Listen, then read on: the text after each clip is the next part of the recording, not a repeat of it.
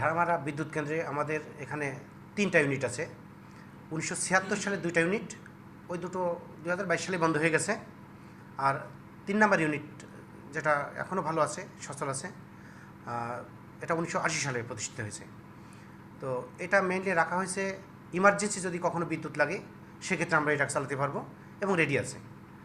আর যদি সারা বাংলাদেশ কখনো black out হয়ে যায় সেক্ষেত্রে ব্ল্যাক স্টার্ট ফ্যাসিলিটি আছে, যার জন্য এই মেশিনটা রাখা হয়েছে। এটা রাখার জন্য পিডিবির কোনো ক্ষতি হয়নি এবং আমরা চাইলে যে কোনো সময় চালাতে পারি। আমাদের তেল থেকে শুরু করে সব কিছু মজুদ আছে।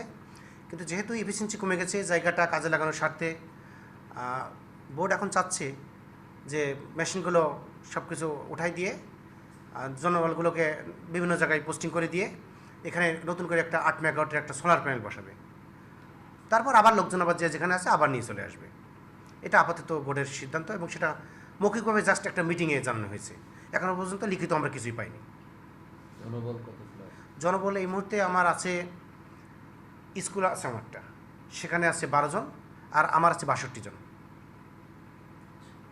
হ্যাঁ, কর্মরত আছে, সবাই কর্মরত আছে, কারণ আমার মেশিনটা, আমার তো 3 নম্বর মেশিন এখনও রেডি এবং তাদেরকে আমার প্রতি সপ্তাহে সপ্তাহে কাজ করতে হয় মেশিনগুলো ঠিক রাখার জন্য। মাসে একবার করে ফুল স্পিড নো লোডে চালানো লাগে, যার জন্য জনবলগুলো আমার লাগবে। এখন বোর্ড যদি সিদ্ধান্ত নেয় যে অন্য জায়গায় দিয়ে দেবে, সেক্ষেত্রে তাহলে মেশিনটা উঠাই দিতে হবে, মেশিনটা চালানো সম্ভব হবে না।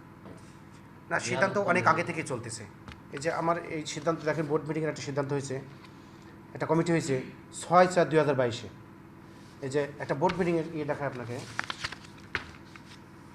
এই যে বোর্ড মিটিং সিদ্ধান্ত হয়েছে যে বড় একটা পাওয়ার প্ল্যান্ট বসানোর সিদ্ধান্ত হয়েছিল, যার প্রেক্ষিতে এটা বন্ধ করা। কিন্তু দেখা গেল যে জ্বালানি সংকট, এই যে ইউক্রেন রাশিয়ার যুদ্ধের কারণে জ্বালানি সংকট, প্লাস আমাদেরও এই যে তরল জ্বালানি, এটা যে চালানো সম্ভব না।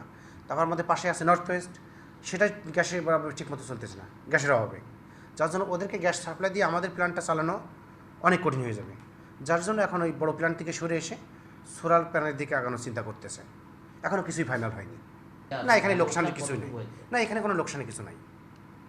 এখানে তো আমাদের কোনো বাড়ির কোনো প্রতিষ্ঠান কাজ করে না, পিডিবির পার্মানেন্ট কর্মকর্তা কর্মচারী তো কাজ করে, অতএব এখানে লসের কিছু হয়নি। কারণ এখানে তো প্রাইভেট না যে আমাকে ক্যাপাসিটি চার্জ দিতে হচ্ছে, এরকম তো কিছু নাই, অতএব এখানে লসের কিছু নাই।